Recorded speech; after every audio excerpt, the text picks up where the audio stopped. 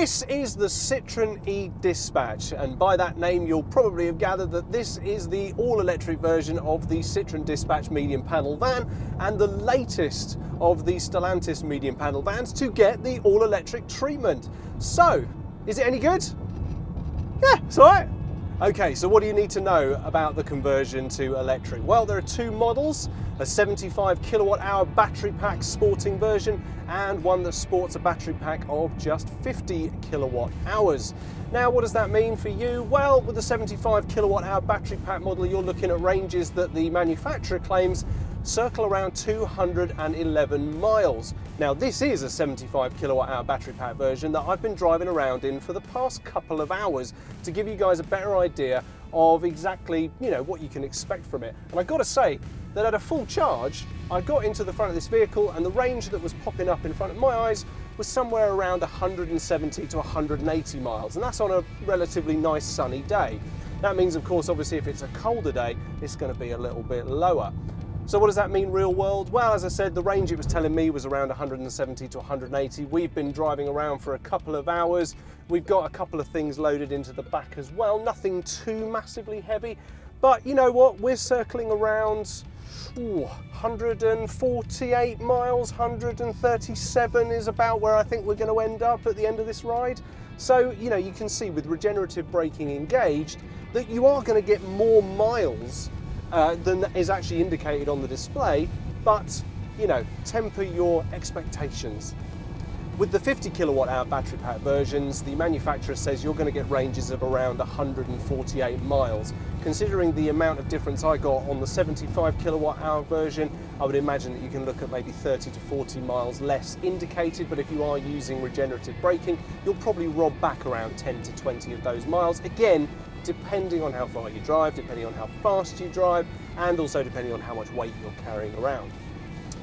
With both versions though, you do get rapid charge capability. So if you do manage to access one of the really rapid 100 kilowatt chargers, you are going to find yourselves being able to reclaim around 100 miles in about 30 minutes. If you are using an 11 kilowatt wall charger, you're probably looking at around 7.5, maybe 8, maybe 9 hours to get 100 miles. And if you are on a 3-pin adapter, I would imagine you're looking at around 30 hours for 100 miles claimed back in charging. But it's par for course. It's par for course. It's what you get from electric vehicles these days. The tech is getting better. It's getting better every day. It's getting better every day. Anyway, I thought you might like to actually see a little bit of what this vehicle's capable of. You won't necessarily see it from the outside, but what I'm going to do is I'm going to get myself to a sort of a standard, almost like 30 miles an hour, 40 miles an hour, and then I'm going to go and put my foot down hard on the accelerator on this nice little bit of country road just to see what happens. Okay, so we are currently hovering at just around 45 miles an hour on a de-restricted road. Let's put the foot down. As you get with most electric vehicles, there's an almost instant delivery of torque and the speed just keeps coming. As soon as you get forward momentum and forward inertia, it just starts building and building and building and building. But obviously with all the weight of a van underneath it, you're never going to reach Tesla-like speeds. But what's nice to know is that if you really need to and you really have to, and you're sitting at a junction or you're sitting on a traffic light or something like that, if you need to get away quick, you will be able to. And that's not get away quick as in you're running from the law. I'm just saying if you need to get away to nip across because there's a choice gap. Okay? Be legal. Be legal. So here we are at the end of our couple of hours driving around the sunny climes of Hertfordshire. As I said, we started off with around 171, I think it was about 174 actually. When I started going, for some reason it went back up. And we've come back and I am on 120, so a little bit off the 137 I thought. However, I've driven about 65, 70 miles and I've only lost, about 50. So I've managed to claim back about 15 to 20 miles. Now, the next most important area after range or engines in a van is, of course, the cargo area.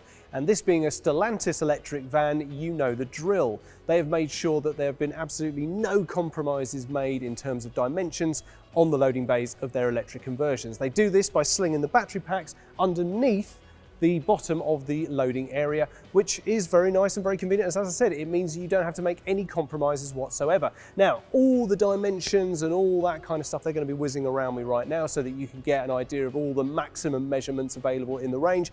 But some things to point out, dual side sliding doors, very nice addition. They come as standard, and it just means that it makes the entire loading area far more accessible. And also these big doors on the back opening up to 180 degrees, that's great as well.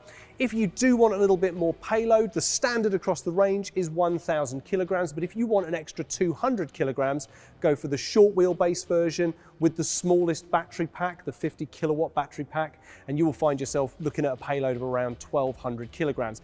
Personally, I think you're going to find 1,000 kilograms more than suits your needs. So if you do want to carry a little bit more weight, you are going to have to make a compromise with just a little bit less range.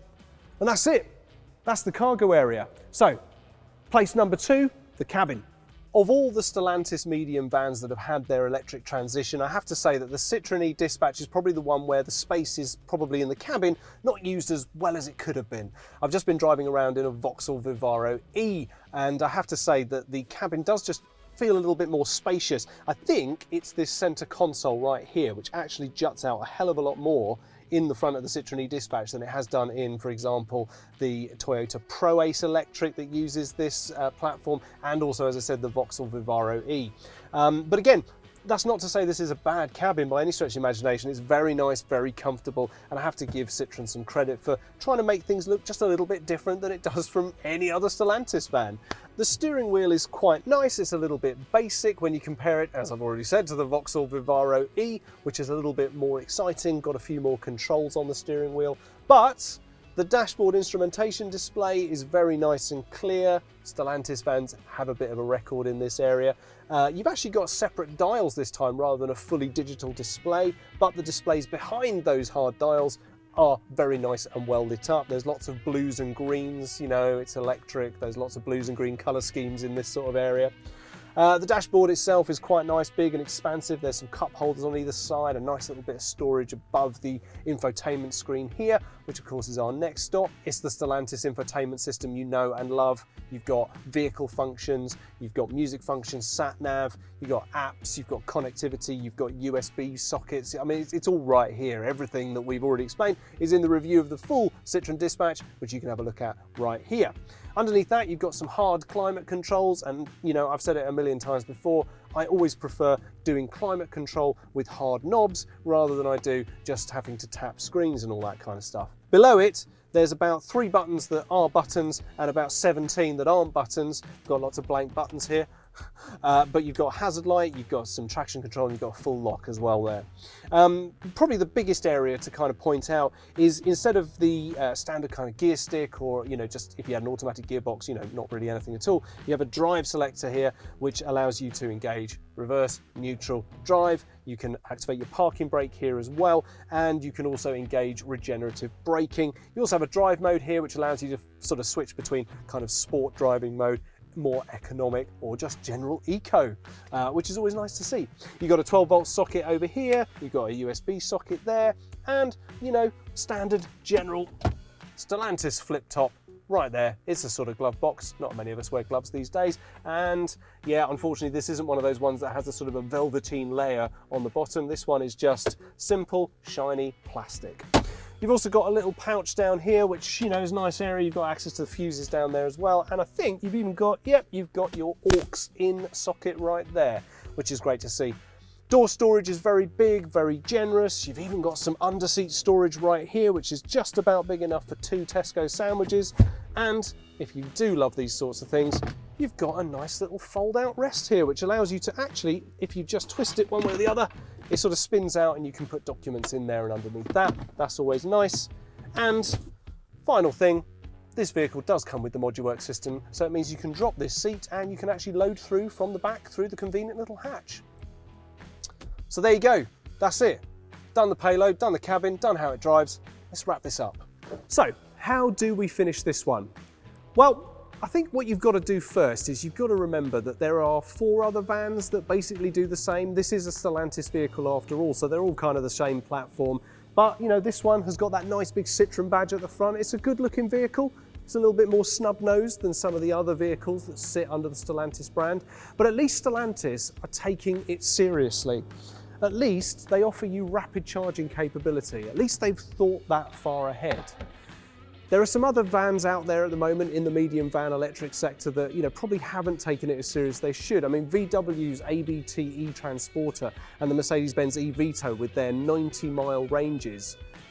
You've got to wonder what was going on there. At least Stellantis know that if you're going to get van drivers over the hurdle and into electric vehicles, you've got to take it seriously.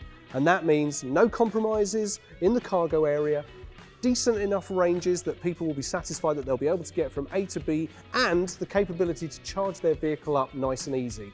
And that is what the Citroen Dispatch and all the other ones do very well. Could it be your next electric van? Yeah, it definitely could.